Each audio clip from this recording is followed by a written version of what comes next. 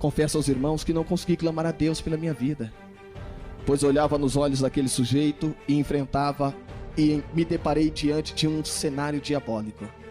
Eu olhava nos olhos daquele sujeito que, com a faca ensanguentada em punho, friamente, ele levantou a faca na altura da face e lambeu o sangue que estava na faca.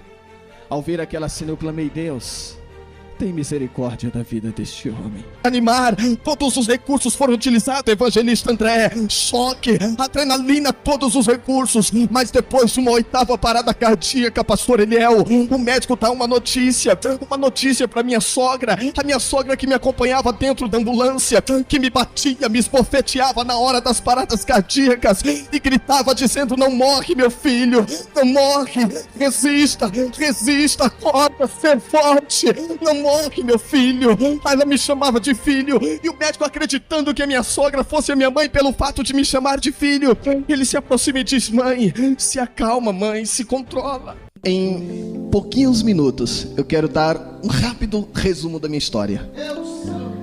Conheci a Cristo Jesus há 10 anos. Há 10 anos que levantei as minhas mãos para Jesus, na minha mocidade, aos 20 anos de idade. Novo na fé, cheio de sonhos. Vim de uma família turbada, uma família complicada, filho de mãe de santo. Minha mãe era mãe de santo, meu pai drogadito, morador da Cracolândia, viciado em crack, cocaína, um dependente químico. Via a luta, o sofrimento da minha família, resolvi mudar de vida. Levantei minhas mãos para Jesus, aceitei ao Senhor, comecei a louvar o nome do Senhor, comecei a caminhar no Evangelho de Cristo. E quando aceitei ao Senhor, começaram a vir as muitas promessas de Deus sobre a minha vida. As promessas vieram chegando. E quem é aquele que quando recebe uma promessa de Deus não gera expectativas e não sonha com aquela promessa? Quem é aquele que quando Deus promete não sonha e não arquiteta um projeto de vida?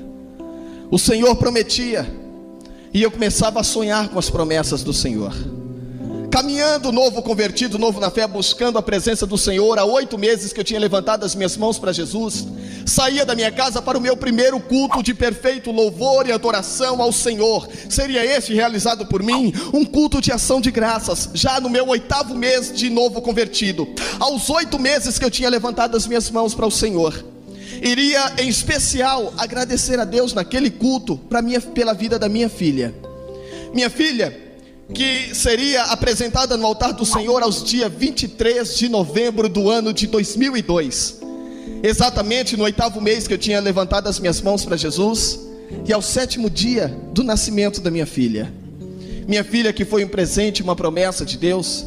Eu saía da minha casa junto com a minha esposa e minha filha, para cultuarmos ao Senhor, e eu ser grato a Deus pela vida da minha filha, que pela medicina, desde quando foi conhecida por feto, foi desenganada da medicina, pois os médicos diziam que a minha filha não ia nascer, pois era uma gestação em minha esposa acontecida nas trompas. Foi determinado 3 meses de gestação e certamente iria acontecer o aborto. Resumindo, para que você possa entender, aquilo que era para durar 3 meses determinado pela medicina de gestação, durou 9 meses, como uma normalidade de todas as gestantes que passam. E aos 9 meses a minha esposa deu à luz, tivemos a nossa filha, aleluia. E quando completava 7 dias que a minha filha tinha nascido, eu já tinha um perfeito culto de louvores ao Senhor. Iria agradecer ao Senhor neste culto e apresentar a minha filha no altar do Senhor. Convidei 2 pessoas muito importantes em minha vida para participar deste culto: minha mãe e o meu pai. Minha mãe não aceitou o meu convite, pois era mãe de santo, não queria ir numa igreja cristã. E eu tive que usar a minha filha. Para convencer a minha mãe de participar daquele culto. E pela minha filha, a minha mãe aceitou o meu convite, pois disse que ficaria no último banco da igreja e não queria ser incomodada por ninguém. Fui buscar o meu pai, encontrei o meu pai na Cracolândia. Trouxe meu pai da Cracolândia, dos mesmos efeitos, usei a minha filha para ele vir à igreja, e ele aceitou da mesma forma que a minha mãe. Tudo preparado para um grande culto, tudo preparado para um culto de louvores ao Senhor. Saía da minha casa caminhando, louvando a Deus, junto com a minha esposa e a minha filhinha nos seus braços, recém-nascida. Iria me encontrar com os meus pais para cultuar ao Senhor. Quando eu saí do portão da minha casa para fora, percebi 2 sujeitos que caminhavam na minha direção que eu nunca tinha visto. 2 indivíduos desconhecidos por mim, desconhecidos por minha família, caminhavam na minha direção com olhos centrados em mim. Continuei caminhando, e ao ver aqueles sujeitos me olhando, cheguei a imaginar que eles me viessem perguntar por alguém, que eles viessem me perguntar por algum endereço ou coisa parecida. Continuei caminhando. Parei numa distância que media aproximadamente 1,5 metro, a distância entre eu e o pastor Eliel. Parado na frente daqueles sujeitos, eu esperei uma pergunta, uma palavra, onde não existiu nenhuma palavra. Assustado, sem tempo de correr. Assustado, sem tempo de gritar socorro, ou de pedir a Deus: Senhor, eu preciso que o Senhor faça um milagre em minha vida. Eu fui surpreso no momento em que um dos sujeitos levou a mão pela cintura e sacou o peixeiro em punho que media aproximadamente entre 14 e 16 polegadas. Aproximadamente este tamanho, a espessura da lâmina. Sem palavras, eu fui apunhalado com o primeiro golpe de faca na altura do tórax, à esquerda do coração, lesando a principal artéria que comanda toda a corrente sanguínea do corpo, transfixante de um lado para o outro. Com o mesmo golpe eu cheguei a sofrer lesão pulmonar. Eu não me suportava mais de pé. Lembro ter caído de joelhos no chão, e de joelhos no chão talvez me existissem 5 segundos de vida para clamar: Deus, não me deixe morrer aqui, salva minha vida, Senhor, faz um milagre. Confesso aos irmãos que não consegui clamar a Deus pela minha vida, pois olhava nos olhos daquele sujeito e me deparei diante de um cenário diabólico. Eu olhava nos olhos daquele sujeito que, com a faca ensanguentada em punho, friamente, ele levantou a faca na altura da face e lambeu o sangue que estava na faca. Ao ver aquela cena, eu clamei: Deus, tem misericórdia da vida deste homem. Ao clamar a Deus pela vida daquele que me agredira, eu caí desfalecido com a face sobre o chão. Desacordado, eu fui golpeado por mais 2 vezes nas costas, atingindo lombar, atingindo medula. Ao 7º dia de ter dado à luz, a minha esposa presenciou o crime. A dieta acabou-se, o resguardo se foi. Aleluia. Naquele momento eu estava debaixo das mãos do Senhor. Era só Deus para fazer um milagre acontecer. Pelos vizinhos, os vizinhos viram, chamaram a polícia. Eu fui socorrido pela polícia, levado a um pronto-socorro. E quando cheguei no pronto-socorro, na emergência médica, retomei a consciência e ouvi quando o médico disse: não tem jeito, ele não vai sobreviver, não temos recursos, não temos médicos, não há possibilidade de vida, não tem jeito. Uma porta se fechava. Do pronto-socorro, eu fui levado a um hospital. Ao chegar no hospital, eu precisava de um médico, um suposto cirurgião cardiovascular. E no hospital que eu fui levado não teria o suposto médico. Pela 2ª vez eu fui desenganado da medicina e ouvi dizer: não tem jeito, ele não vai sobreviver, não temos recursos, não temos médico. Do 2º hospital a um 3º hospital. No 3º hospital, as mesmas palavras: não tem jeito, não tem médico, não há o que fazer. Do 3º hospital para um 4º hospital. No 4º hospital, o Hospital Regional de Osasco. Entrei na emergência médica, e na emergência médica já foi dito: não temos médico aqui que possa fazer a cirurgia nele, não tem jeito. Era mais uma porta se fechando, mas o hospital dizia: não tem jeito. Oh, aleluia. Um médico que entrou de plantão, na troca de plantão, ele acompanhou a minha história. Sensibilizado com a minha história, ele foi procurar saber onde teria o suposto médico para me operar. Encontrou um médico. Esse médico estaria na Zona Leste, Hermelino Matarazzo, de plantão no hospital de Hermelino Matarazzo. Sensibilizado com a minha história, foi em busca de ajuda, alguém que pudesse me transferir para o hospital. Foi pedir auxílio ao hospital, entrar em contato e acionar o helicóptero Águia da Polícia Militar. O helicóptero Águia da Polícia Militar pousa no heliponto do hospital. Estava tudo preparado para uma 5ª remoção. Mas espera aí, numa aeronave não se podia me transferir de helicóptero, porque na aeronave não se há espaço para ressuscitar caso houvesse uma parada cardiorrespiratória. O médico então disse: é o risco que temos que correr, o trânsito não vai dar para chegar lá a tempo, marginal carregada, radial leste carregada, é difícil chegar lá por terra, então vamos pelo ar, é o risco que teremos que correr. enquanto o helicóptero aguardava pela minha remoção, me colocaram numa maca adequada à viatura aérea, corriam comigo em meio aos corredores do hospital, a caminho da aeronave. Antes de chegar no helicóptero, algo diferente começa a me acontecer. Um frio, pastor Eliel, um frio forte, sombrio, assustador, aterrorizante, um frio desesperador. Eu senti esse frio no meu corpo, como se fosse lâminas de navalhas afiadas cortando a minha carne a cortes profundo. Era assim que eu sentia este frio. Eu posso ir mais além sobre este frio. Era como se fosse por injeções, injetado nas minhas veias, causando obstrução e chegando a congelar a cada corrente sanguínea do meu corpo. Era o espírito da morte. Há relatos, há testemunhos que diz que a morte é fria, que a morte é gelada.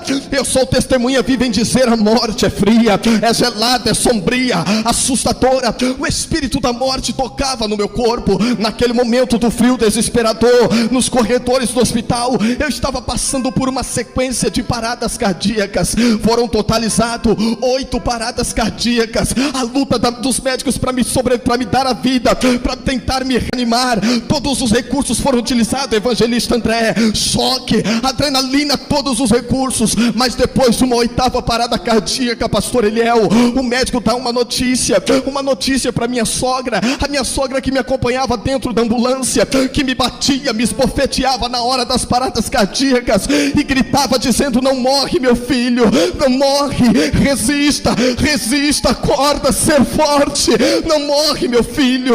Ela me chamava de filho, e o médico, acreditando que a minha sogra fosse a minha mãe pelo fato de me chamar de filho, ele se aproxima e diz: mãe, se acalma mãe, se controla.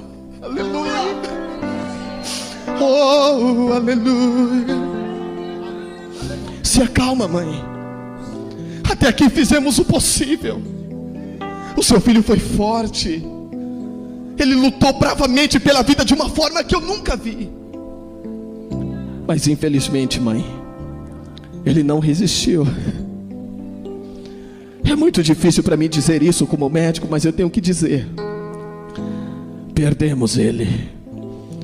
Providencie os documentos que o seu filho acaba de entrar em estado de óbito, não tem mais jeito. Oh, aleluia, aleluia. Eu fui levado ao necrotério do hospital. Do necrotério eu fui transferido para o Instituto Médico Legal. No IML eu fui congelado na câmara fria. A minha sogra foi espalhar a notícia: o Aguinaldo morreu. Acabou. Aquilo que seria um culto de ação de graças, onde eu acreditei que mamãe e papai iriam se render a Cristo, já não ia mais acontecer. Às vezes Deus, Ele cria situações, e diante das situações vem as lágrimas, vem o desespero. Perguntamos: por que, Senhor? E talvez não obtivemos respostas, não conseguimos entender o porquê. Aleluia. Mas o salmista diz que o choro ele pode durar uma noite inteira, mas ao amanhecer virá a tua alegria. Não importa a situação que você esteja passando hoje, não importa. O que importa é que hoje Deus está aqui para te dar a resposta e dizer para você que Ele está contigo. Oh, aleluia.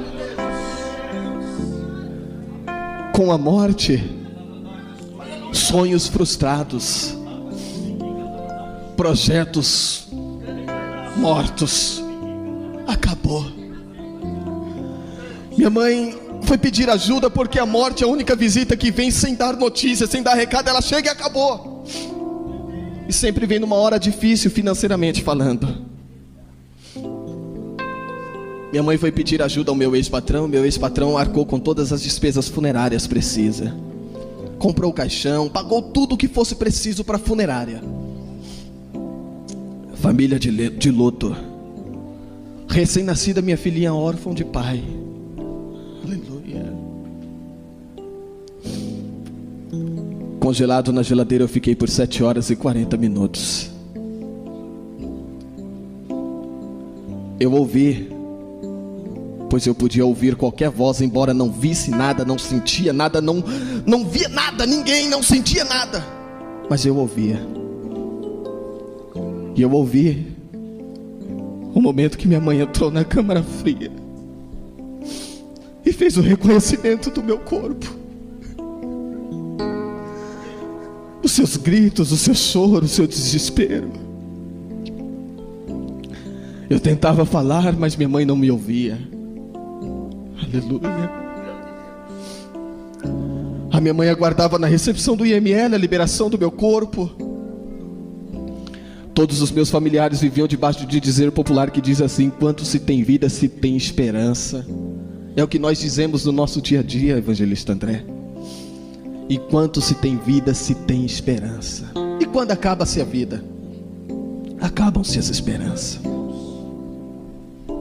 Capítulo 14, versos 7 ao 9 no livro de Jó diz assim: porque ainda há uma esperança para a árvore, ainda que esteja cortada, morta, envelhecida a raiz, ao cheiro das águas brotará e dará fruto como a planta nova. Eu estou profetizando que ainda há uma esperança para você.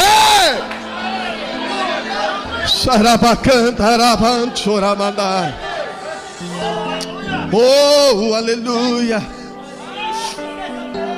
aleluia, aleluia, aleluia.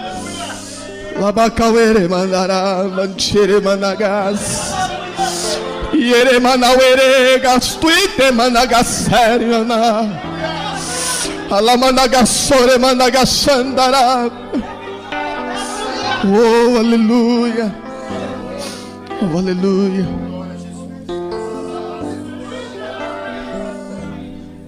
No meu subconsciente passava-se um filme, e esse filme me fazia lembrar das promessas de Deus.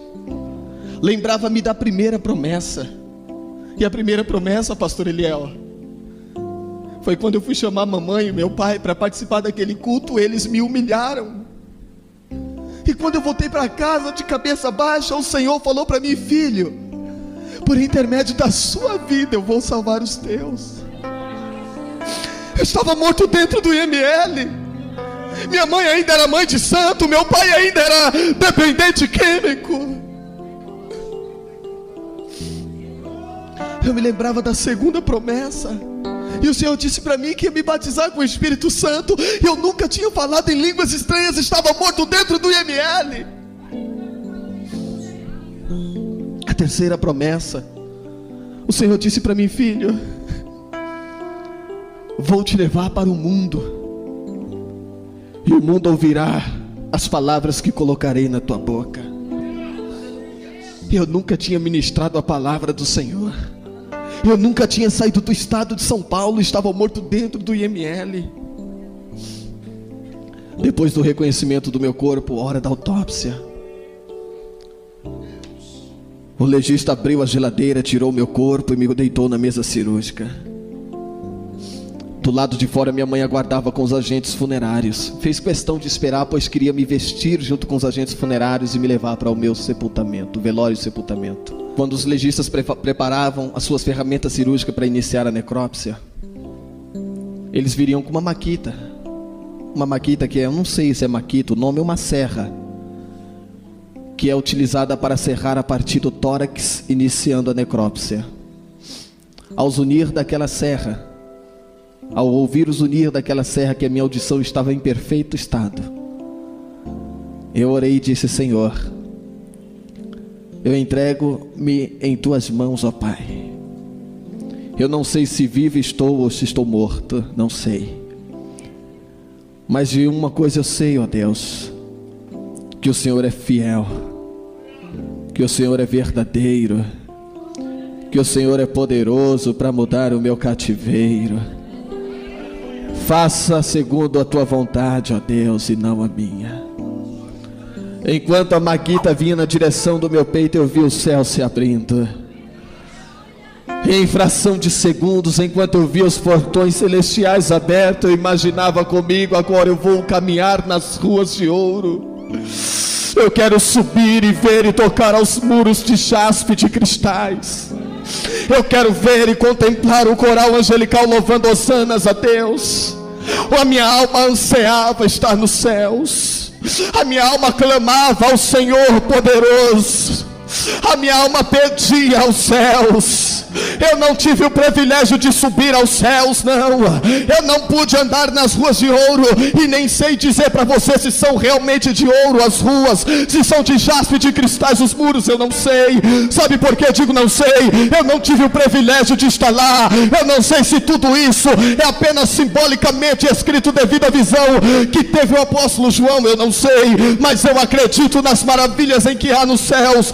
Antes que aquela maquita tocasse no meu peito, o céu se abriu, uma voz bradou e disse: filho, ainda não é chegada a tua hora. Levanta-te, glorifica o meu nome, porque sou Deus quem te devolve a vida para viver a promessa.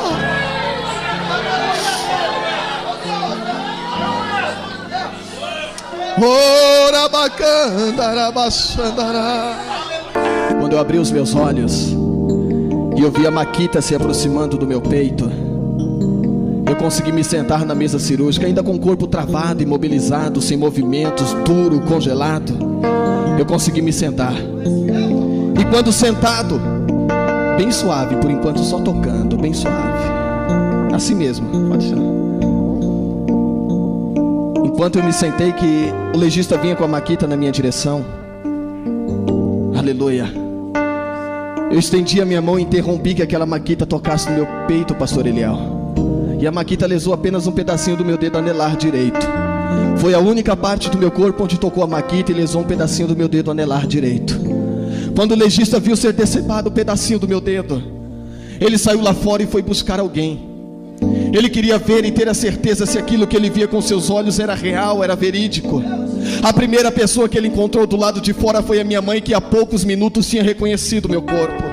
Agora ele entra com a minha mãe dentro da câmara fria, macumbeira, mãe de santo do candomblé, 50 anos de candomblé, 50 anos de idade. Há 25 anos era titulada mãe de santo. Ela vem entrando agora com o legista dentro da câmara fria. E quando eles vêm se aproximando de mim, minha mãe me viu sentado na câmara fria. Ela veio se aproximando, e quando ela chegou próximo, ela grudou no braço do legista, chacoalhou e disse: doutor, eu preciso ser medicada. Eu estou tendo visões, o meu filho está sentado olhando para mim, é alucinação. O médico olhou para minha mãe e disse para ela: senhora, se a senhora precisa de medicamentos, eu também preciso. Eu não sei o que é, mas é. Eu não sei o que foi, mas foi. Eu não sei como aconteceu. Era bacana, era baixandará. Era bacana, era bandeira, bandara, baixandará. Aleluia, aleluia. Com a voz trêmula, corpo frio, gelado, congelado, eu pregava para minha mãe. A macumbeira levantou a mão e aceitou a Jesus. Era bacana, era bacana. Iribicara bacana. A tua família pertence ao Senhor. A tua família pertence a Cristo. Tudo isso porque no seu coração hoje vai nascer o desejo missionário. Era bacana, era bacana. Foi preciso passar no vale da sombra da morte. Foi preciso morrer. Foi preciso ser esfaqueado para ver uma macumbeira ajoelhar e gritar: eu quero aceitar a Jesus. Foi preciso passar no vale da sombra da morte para ver um dependente químico de 49 anos de idade levantar a mão, aceitar a Jesus e hoje ser pregador do Evangelho de Cristo.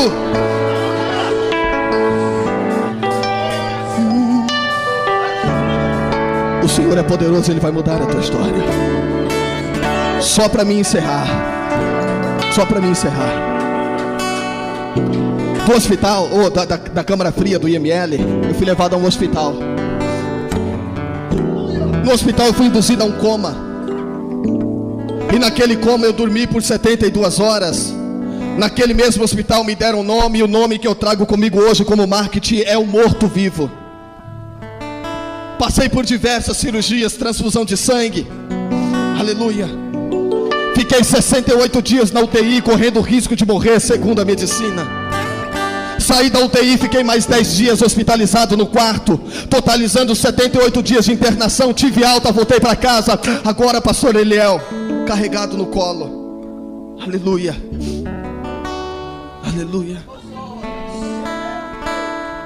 Com toda a tragédia, tive medo de voltar para minha casa, uma casa que eu construí na área verde. Comprei o terreno, construí, esforço, suor, dignidade, foi tudo fruto do meu trabalho. Morei nessa casa 45 dias, o suficiente para me acontecer tal tragédia. Com traumas, com medo, eu, minha esposa, minha filha, abandonamos a casa e não voltamos mais. Fomos morar de favor. Agora quer ver ser humilhado? É depender de parentes, é depender de ajuda de pessoas que você não conhece. Oh, aleluia. Eu digo para você que morrer não é ser provado. Não é. Estar paralítico não é ser provado, não. Ser humilhado. Oh, aleluia.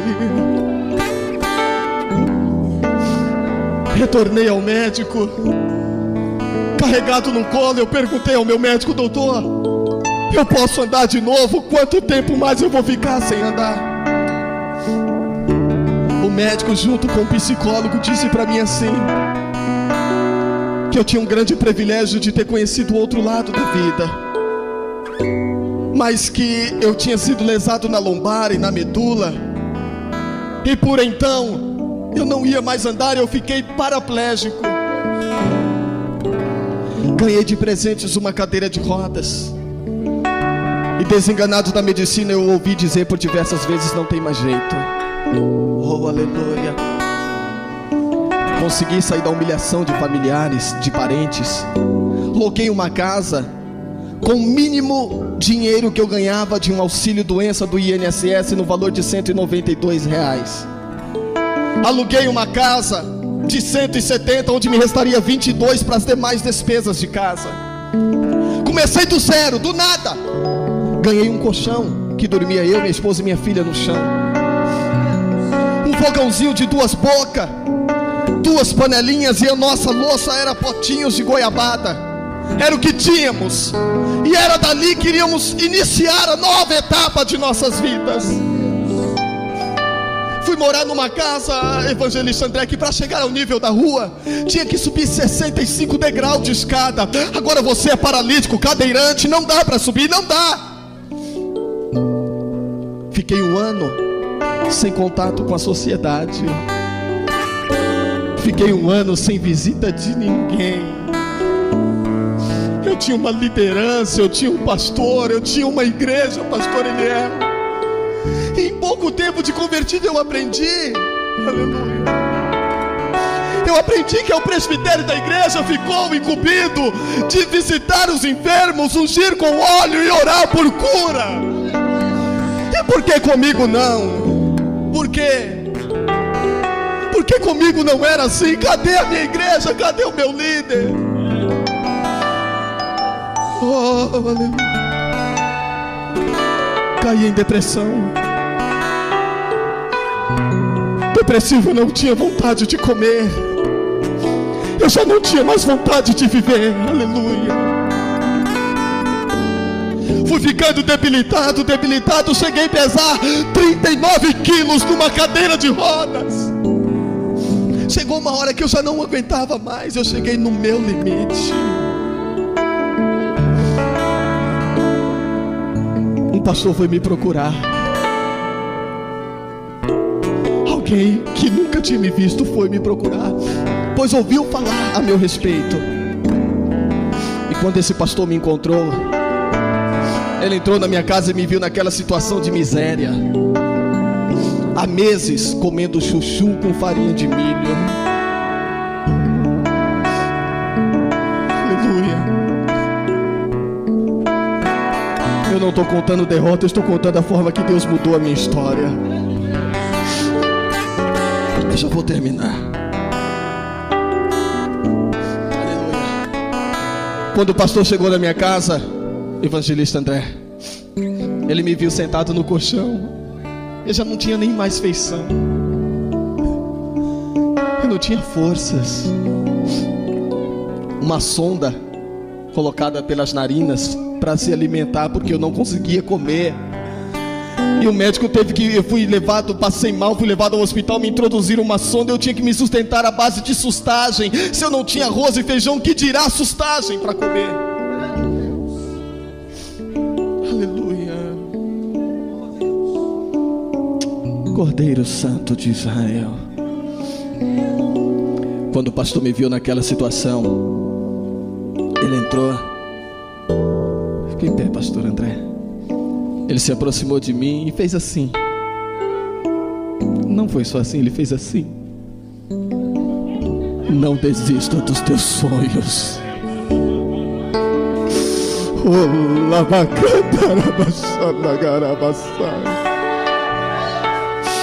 Será que você pode fazer isso com quem está do teu lado agora? Será que você pode ser voz profética, abraçar e profetizar e dizer: não desista dos teus sonhos? Você pode não estar se importando, mas esse abraço pode ter um grande valor.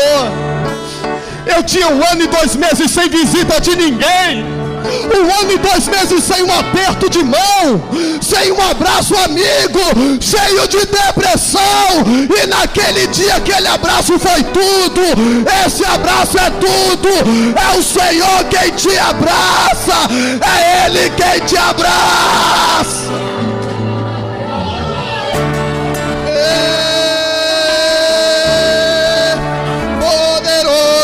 Deus, Ele é poderoso, o Senhor é poderoso. Oh,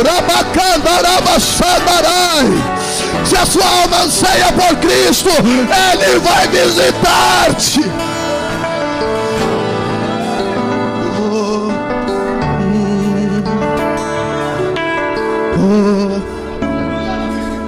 A partir daquele abraço, encerro aqui dizendo, a partir daquele abraço, o pastor me fez um convite.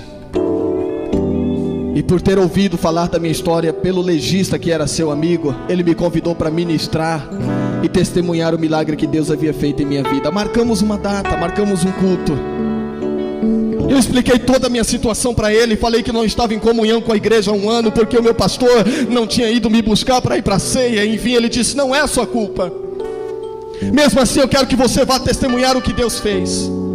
Aceitei o convite, marcamos a data, e na data programada o pastor disse: às 16 horas de tal dia eu venho te buscar. Às 11 eu estava pronto, ansioso, aquela ansiedade, não via a hora. Revirei o meu guarda-roupa para pegar a minha melhor roupa, pastor Eliel. E meu guarda-roupa era uma caixa de ovos Saito. Era uma caixa de ovos onde ficava a minha roupa, da minha esposa e da minha filha. Tudo que tinha estava ali dentro. Revirei e peguei a melhor roupa, uma calça de moletom branca, toda pintadinha de cera vermelha, era a melhor que eu tinha. Um pijama do hospital, e por cima do pijama um casaco que faltavam os 3 botões superiores. E era inevitável não ver a cruz imensa do hospital no pijama, escrito Hospital Regional de Ermelino, Matarazzo, São Paulo. Era o melhor que eu tinha. O meu calçado, um chinelo Ipanema azul, amarrado com correias, com tirinhas de pano nas correias, envolvendo o tornozelo para não cair do pé, porque o pé não tinha movimentos e não conseguia segurar nem o chinelo. O pastor foi me buscar às 16 horas como programado, e quando chegou me viu e disse: você ainda não está pronto, Aguinaldo? Eu falei: pastor, eu só tenho essa roupa. Mas por que você não me falou? A Bíblia diz que nós devemos contar as nossas necessidades aos santos. Tudo bem, vamos assim mesmo. Me pegou no colo, subiu 65 degraus de escada, me pôs no carro, desceu, pegou minha cadeira de rodas, desarmou, colocou no porta-malas do carro, isso, e fomos ao evento. Confesso aos irmãos, Imaginei que eu iria numa igreja bem pequenininha, simples, humilde. A minha estimativa de público era de aproximadamente 20 pessoas, o que eu esperava. Cheguei no local programado, um ginásio, pouco maior que o ginásio da Portuguesa. 12.500 pessoas dentro do ginásio. Aleluia. Quando eu vi aquela multidão, eu pensei que ficaria na plateia. O pastor subiu para a tribuna junto com os doutores. Falou ao ouvido de um dos obreiros. Os obreiros desceram, levantaram-me com cadeira de rodas e todos me levaram para o local de destaque. Sabe o que eu quero dizer para você? Deus não quer te ver no anonimato. Deus, Ele quer mudar a história da tua vida. E tudo isso vai começar através do dia de hoje, que vai acender no teu coração a visão missionária. Naquele momento que eu fui levado ao altar, o culto rolava, os conjuntos cantavam, orquestra, louvores, oportunidades. Por fim, para mim encerrar, foi-me dada a oportunidade como mensageiro da noite. O pastor pegou, me trouxe com a cadeira de rodas até o lado do púlpito, deu o microfone na minha mão e percebeu a minha timidez. Quando eu peguei o microfone, eu nunca tinha ministrado, nunca. Eu comecei a tremer e bater o microfone no dente. Toda hora batia, pá, pá. O pastor viu a minha timidez e a voz que não saía, sussurrou em meu ouvido e disse: Aguinaldo, não se intimide, porque hoje foi escolhido para ser porta-voz de Deus para este povo aqui. Iniciei o meu sermão sem saber pregar. Era 8 meses que eu tinha aceitado a Jesus, e depois de então não fui mais à igreja porque estava inválido, sem condições de aprender. Sem saber abrir a Bíblia, eu iniciei o meu sermão, e meu sermão primeiro foi assim: Jesus é bom, Jesus levanta o caído, Jesus capacita o necessitado, Ele dá força ao fraco, Ele liberta do cativeiro o cativo, dá vista ao cego, audição ao surdo, dá voz ao mudo, ressuscita o morto, faz andar o paralítico. Foi esse o meu sermão. Eu ia devolver o microfone ao pastor, mas antes de devolver o microfone, eu acreditei que eu poderia ser profeta, e então resolvi profetizar. E sabe aquele momento, evangelista André, pastor Eliel, que nós profetizamos a tantas pessoas, profetizamos a tantos subordinados que estão debaixo da nossa autoridade que temos com Deus. Profetizamos para um, profetizamos para outro, para outro, para outro. Às vezes precisamos nós mesmos de um milagre e não conseguimos profetizar a nós mesmos. Naquele momento eu pensei em mim, olhei para o ginásio e profetizando eu disse: eu tenho certeza de uma coisa, que ainda hoje eu me levantarei dessa cadeira de rodas para a glória de Deus. Ao profetizar naquela noite, diante de 12.000 pessoas, sentado na cadeira de rodas, o mesmo Senhor que me deu vida no IML, invadiu com voz no ginásio e disse: filho, levanta-te e anda.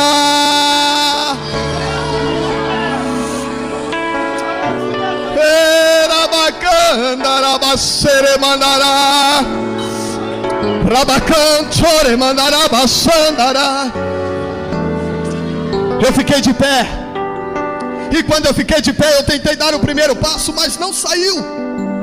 E quando eu estava de pé, parecia tão perfeito, nunca foi tão perfeito, parecia meses de ensaio. Eu me levantei, o ginásio de uma única vez, todos de uma única vez, nunca foi tão perfeito. Todos esperavam agora a minha reação. Eu tentei mais uma vez o primeiro passo e não saiu. Curvei minha cabeça e fiquei por 3 minutos de cabeça baixa, dizendo: Senhor, eis-me aqui. Deus usou o menor, melhor dizendo, a menor, uma criança. Eu quero que você entenda a perfeição. Um bebê de colo. Ana Carolina, idade 10 meses, saía do colo o bebezinho, pisava seus pezinhos tão pequenos na quadra do ginásio e simplesmente aprendeu a andar. Ela veio andando tão perfeita. A mãe tentou segurar, mas viu tanta perfeição e deixou a criança. Ela caminhou até a frente do altar. Ela parou na frente do altar, levantou sua cabecinha para o alto para me olhar dentro dos olhos, e com apenas um gesto ela me disse tudo o que eu precisava ouvir. Com apenas um gesto ela me disse tudo que eu não estava ouvindo ainda. Ela levantou a sua mãozinha na minha direção e disse assim: vem.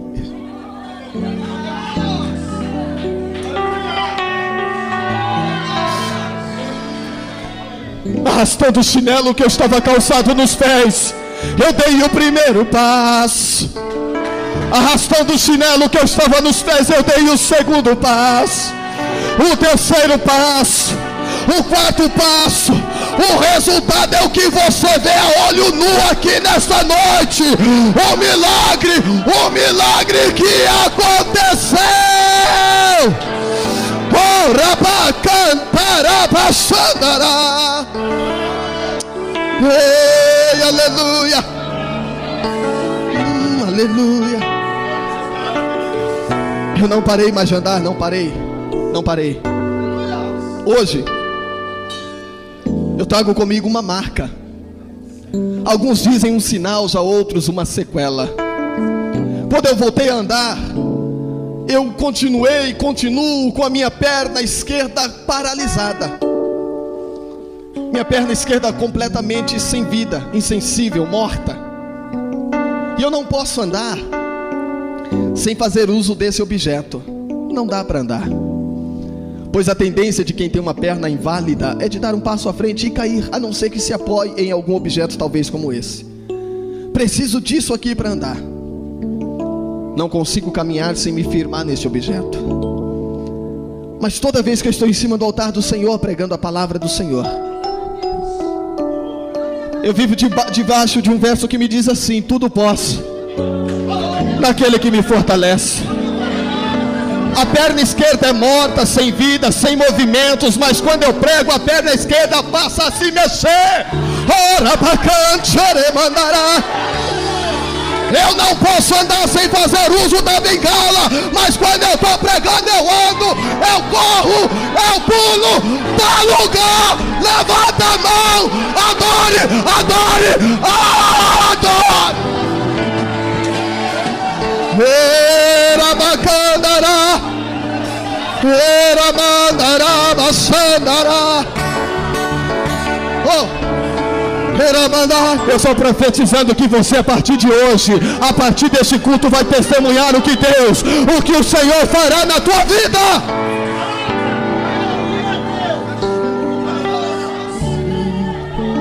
Só para me encerrar, sempre por onde eu passo, eu faço uma prova do tamanho e poder de Deus em minha vida. Muitas pessoas se assustam, muitas pessoas gritam, e não posso ir embora sem deixar de fazer isso aqui. Luiz já sabe como que é. E deixa eu ver se eu encontro alguém forte. Acho que vai ser o pastor Eliel mesmo. Pastor Eliel, o senhor vem cá me auxiliar. Eu chamei o pastor Eliel, que ele é um dos menores aqui da igreja, né? A minha visão é tão excelente que eu olho para ele e já sei o peso, 68 quilos. Quando era solteiro.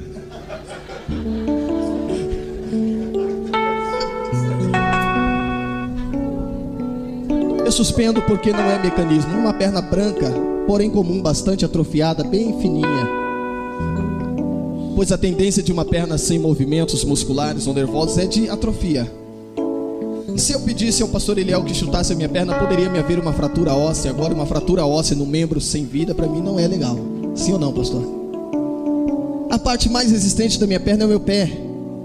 E no meu pé eu já aguentei peso.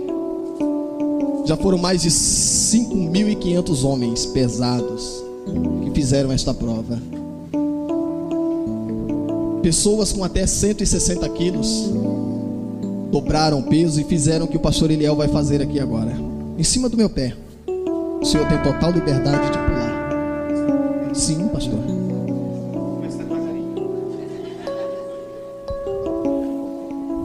Pode pular, pastor. Pode, com força, pode bater. Pode. Eu não sei se você tem gente que já gritou ai, é sempre assim. Amém. É para você ver que o pastor Eliel tem garra e coragem. Agora eu vou mostrar aqui que não é borracha. Tem gente que pensa que é de borracha. Tem borracha, pastor Eliel? Tem borracha? Eu podia pedir para ele chutar a perna, mas uma fratura eu não quero. Sabe o que é isso? É o poder de Deus. Talvez você pergunta, como é que anda? Como é que move? É só... Eu confio em Ti, Senhor. Aleluia. Eu confio no Teu poder, eu confio na Tua presença, na Tua graça. Obrigado, Senhor, por tudo que o Senhor tem feito em minha vida. Obrigado, Deus. Obrigado, Senhor. Obrigado, Deus. Senhor, obrigado.